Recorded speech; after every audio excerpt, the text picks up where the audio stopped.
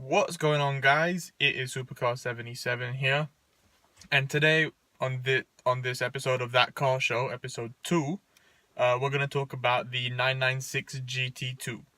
So the 996 GT2, that is a car made by Porsche, of course, from the years 2002 to 2005. They made about 1,287 units around there. It's still like quite unknown because of the numbers that there could have been more, there could have been less, but it was around that number. So it's a similar amount to the Carrera GT, which was about 1,274 units. So the 996 GT2 has a 3.6 liter flat six, has 462 horsepower, which was later increased to 483 horsepower. It does 0 to 100 in around 3.7 seconds, which is really fast.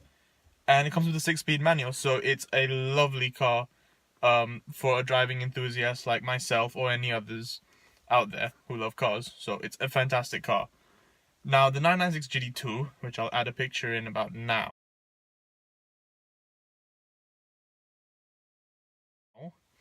is fantastic. It value-wise, because of the second-hand car market and because it's a car that people want, its value has definitely gone up. But in recent months, it has actually taken a fall. And I would assume that is because of the recent announcement that Porsche is making the new GT2 RS. And that could have been the reason why prices have taken a bit of a hit. So about 6 months ago, the price of a 996 GT2 were around 200,000 euros or thereabouts. And now it's about 150 to 140 euros. So it has gone down, but it's not too bad. You can still, if you buy one now, I think you'll still long-term make money on the car. So it's not too bad in that sense. Now, so the value's not too bad. It's an extremely fast car. It's very fun to drive. But the driving experience can be a bit dangerous if you're not experienced or careful.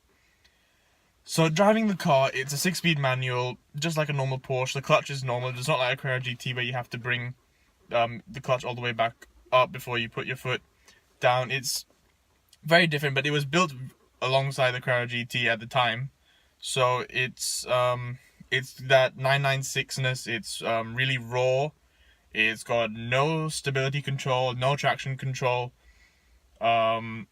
Nothing that's gonna save you when you need it, because it's just you and the driver. It's just like you're gonna be there, you're gonna hold the steering wheel, you're gonna want to do everything, and the car's gonna make you do everything. And if you screw up, you're gone, you're dead. That's it. That's the end. It's the kind of car that will want to kill you. So that is a problem for some. It's not really a problem, but it's more if the experience that it can be faulted with, that sense that it's deadly. But some people love that. Some people want that fear factor that the car has, and it will kill you if you mess up. And that's a cool thing about the GT2. It is fantastic to drive. It doesn't sound great stock, but I'm sure with an aftermarket system it would sound fantastic. It's great. It's comfortable, especially if you have comfort seats, but I mean, you would really want the race buckets. That's the coolness. Definitely. It's there never was an RS version of the 996 until the 997 came along, but it's fantastic nonetheless.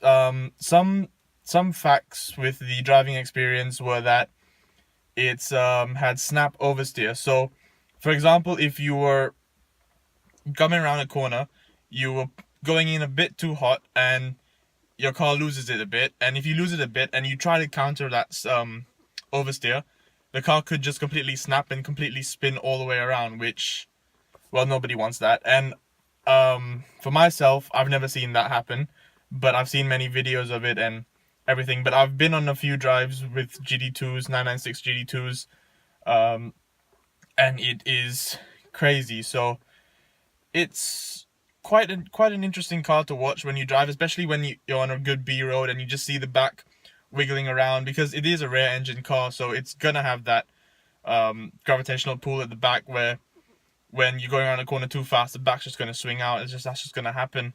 And because there's no traction control, nothing, you have to be an experienced driver to pilot one of those, properly and fully experience the rawness and extremity of a 996 GT2. Now, the reason why it got the name the Widowmaker was because the 996 GT2 was so dangerous with that snap oversteer it has and everything like that. It's just crazy. So the 996 GT2 has the nickname Widowmaker, which it did get from before with the 993, but the 996 made that name more prominent and more well known due to some reviews and things that came out over the years. So the GT2 definitely is a crazy car, and that it should not, it's not a car to be reckoned with if you're an amateur driver, and it's definitely something that you should take seriously when you do drive it. So I've obviously never driven a GT2, but it is fantastic, and in the next let's say 3 to 4 weeks or so, I am gonna try and film a video with the 996 GT2. So hopefully that works out and that comes true. But for now, I guess just enjoy the information I gave you, and yeah, I think that would be, let's call it an episode. That's episode 2. But I hope you enjoyed it. I hoped you will check out more GT2 videos, because there aren't really that many out there, and it's a wonderful car. So, but there will be more to come on the GT2 very soon, and another 997 GT2 that I will tell you about in the future. But for now, hope you enjoyed it. Any questions, any queries, leave in the comments below.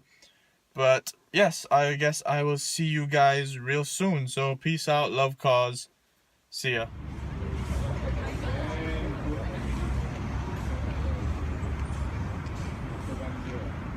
Okay, adios amigos.